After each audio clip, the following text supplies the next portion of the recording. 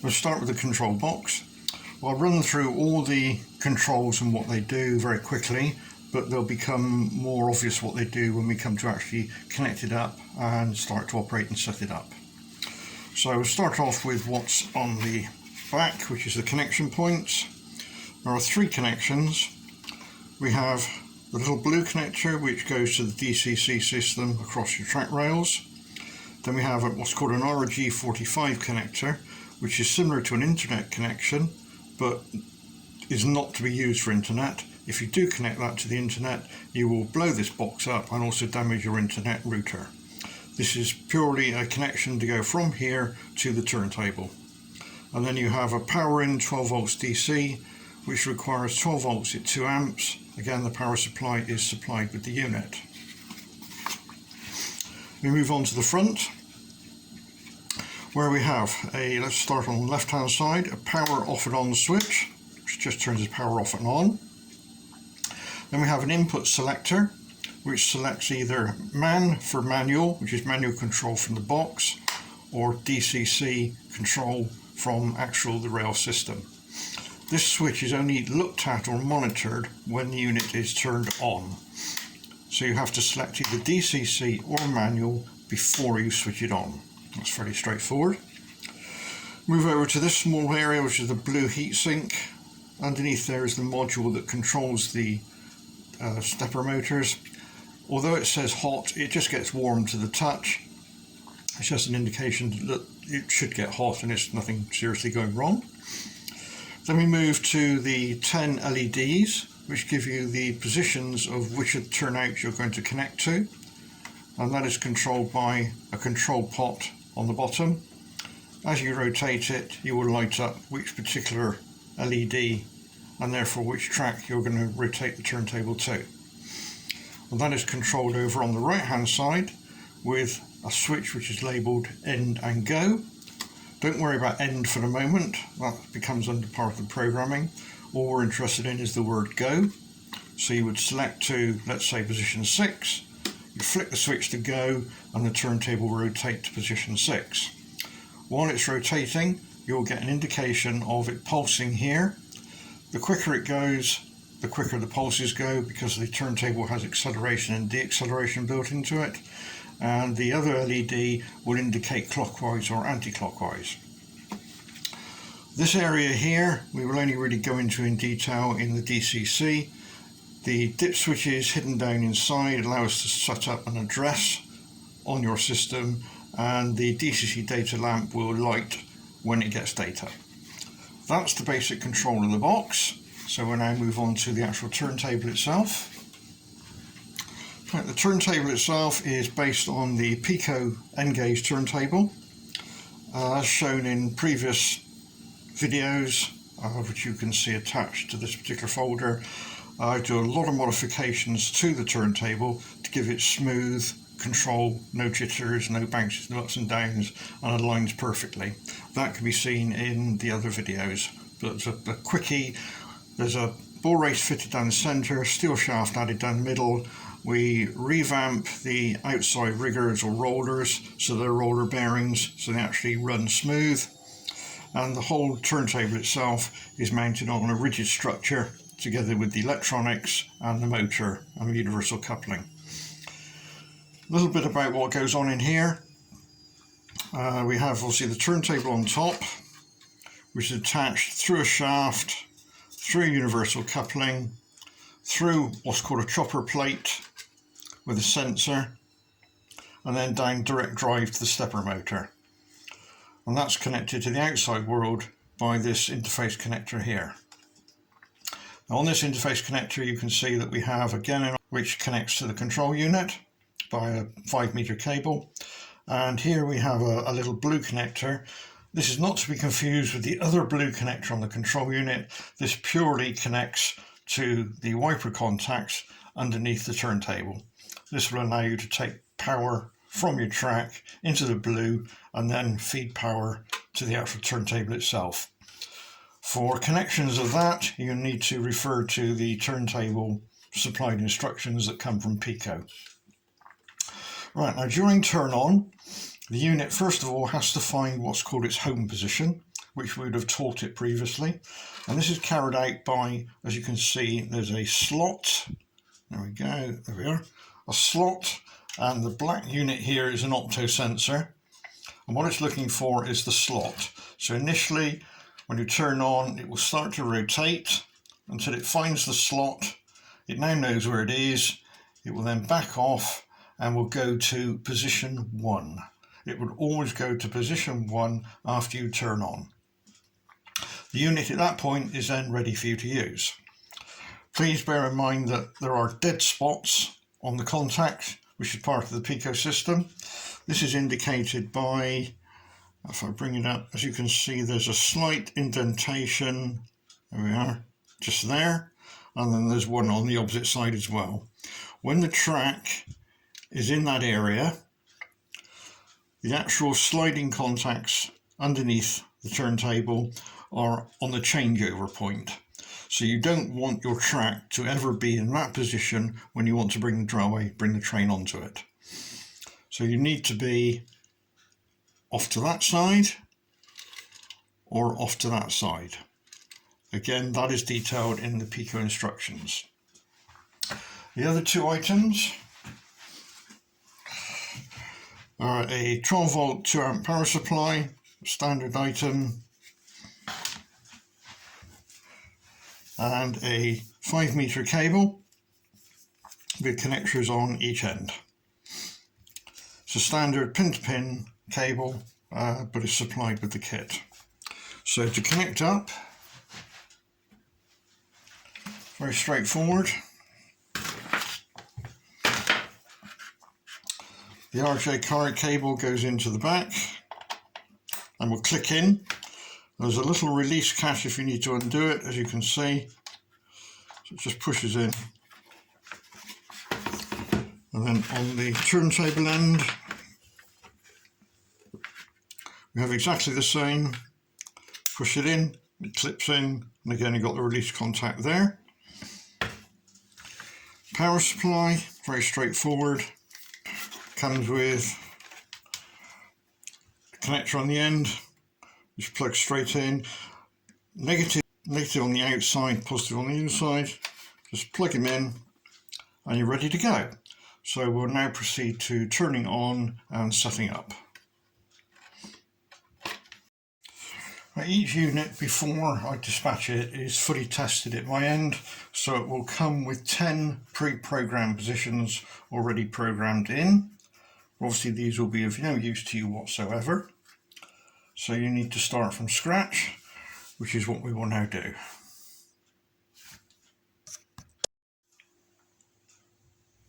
Right, so now we're going to start programming.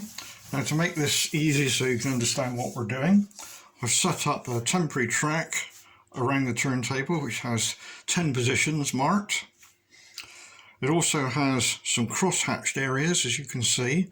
Those are the no-go areas which we talked about before, which is where the slider contacts cross over. And alongside I have the unit. So we're ready to start. Now the first thing we do is we have to put this unit into programming mode. And this is carried out by holding the end go switch in the go position. It's biased, so pull towards go. Make sure that the input is selected to manual, so that's towards me. Control knob, doesn't matter where it is for the moment. And then we apply power. Now the turntable will kick, but you still hold this switch on and then release this switch. Now if the lights are doing what they're now doing, it means that you need to put the control into the center position. Nothing will happen until it goes into the central position. So when I turn it to the central position, the turntable will then go to its home position and will await instructions. So as I go into the home, turntable is going to the home, direction lamp is lit, pulse is lit, and it's now gone to the home position. And you'll see that LED number 1 is lit, which means it's now asking us to move the turntable into position 1. Now when you're doing this, it's important to determine which end you're going to define as your setup end. Now this will become obvious as we go along. So as you can see, I put a small X on one end of the turntable.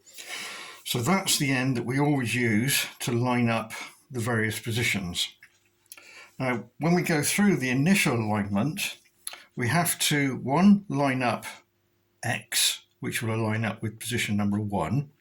The next thing it will do, it will rotate the whole turntable through 180 to line the other end up with 1. It will only do that once, and that's to take into account any offset the rails have in relation to the rotation point, so that no matter which end goes to which point, they always line up 100%. So initially then, we've turned on, it's done its home position, and it's now LED number 1 is lit, and it's waiting to be told which track to go to. So using the knob, if we rotate clockwise, turntable goes clockwise. And obviously the more we turn it, the faster it goes. So initial turning, we have very, very slow movements. It is moving, the LED is flashing to let you know that, but it's moving such a small increment. It's actually moving at, to do one full circle is 12,800 pulses. So for every one pulse, it's actually moving 0.028 of a degree, which obviously is very difficult for you to see. If we turn it the other way, then the quicker we go, the more we turn the pot, the quicker we go. So let's bring X round to position 1, and as we come in, we slow down, and then it's important to align this as very close as possible. So the object is to get down and actually look along the rail, which I will do, and then by small movements, we align it perfectly. And when we're happy, if we bring the control knob to the center position, you'll find there's no more pulses. So at this point we have to store down that position. So we store it down by pressing the end go button to the go position. When I do that, it will flash that 3 times to say that's being stored. And because this is position 1, it will then do a full 180 rotate and ask me to line up the other end. So I will do that.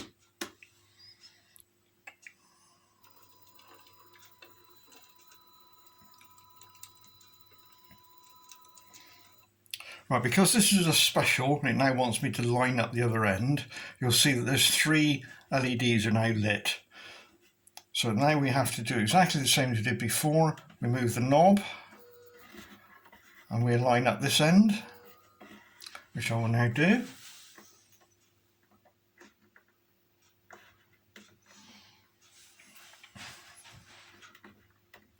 And again, when we're happy in the position it's in, we wait for the pulse light to turn off to show that the turntable is not moving anymore.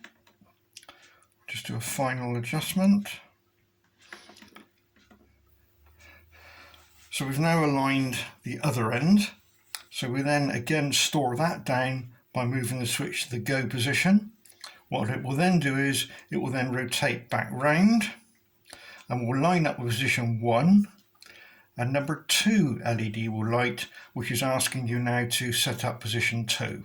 So I'll go ahead and do that. So it's now storing down the new position.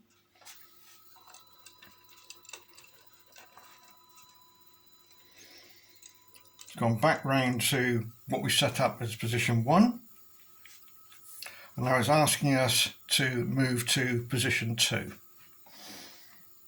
So we're now moved to position 2. So we have the number 2 lamp on.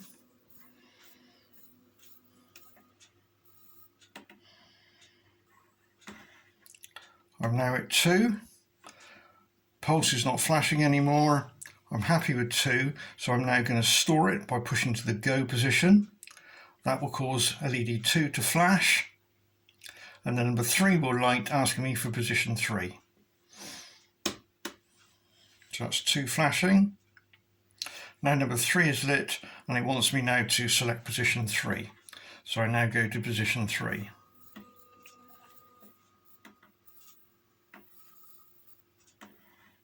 So we're now at position 3. And we now press again the go position, which will store that position down and again number 3 will flash. Now not everybody has 10 positions, so what you have to do is when you've stored the number you require, which may be 3, 5, 6, whatever, you then push the switch to the end position. That will terminate programming, go back, find the home position, set itself up on position 1, and you're then ready to use it as a proper turntable. However, if you do have 10 positions, when you've completed the 10th position, it will in fact do its own home and find position 1. So I will now run through all 10 positions. So it's now asking me for position 4. So I'll now move to 4. That's 4. Store down 4. It's now asking for 5.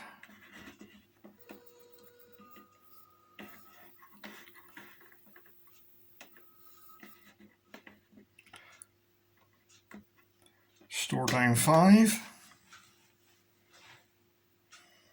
It's now asking for 6.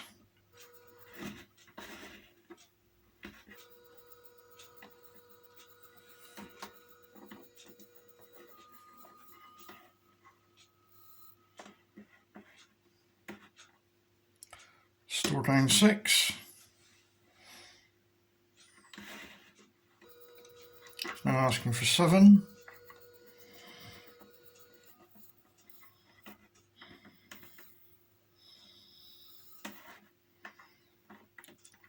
Store down 7. Wants 8.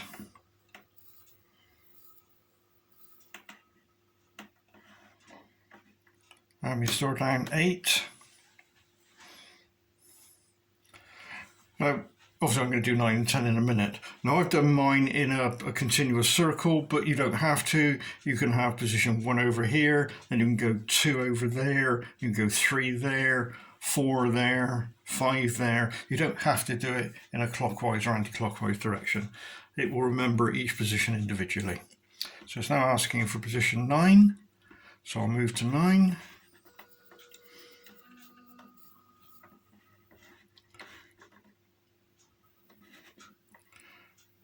So that's LED stop flashing, so we're in the mid position, store down 9. Now it's asking for position 10.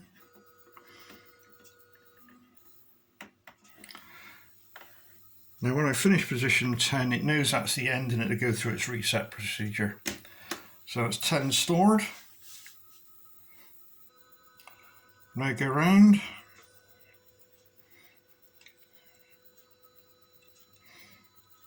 Remember, this is the end that we started off setting up.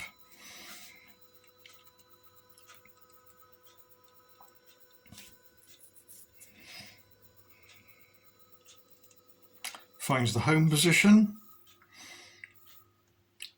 and then we'll accelerate and find position 1. And as you can see, it moves with acceleration, deceleration. So it's now found position 1, so we'll now move on to actually using the unit. So that will be as a separate video, but before we disappear, although we've started at position 1, the actual indication shows 6 because that was where the knob last was. Effectively, it's now asking me, depending where I turn it, is which position I want to go to. So all of that will be handled in the next video.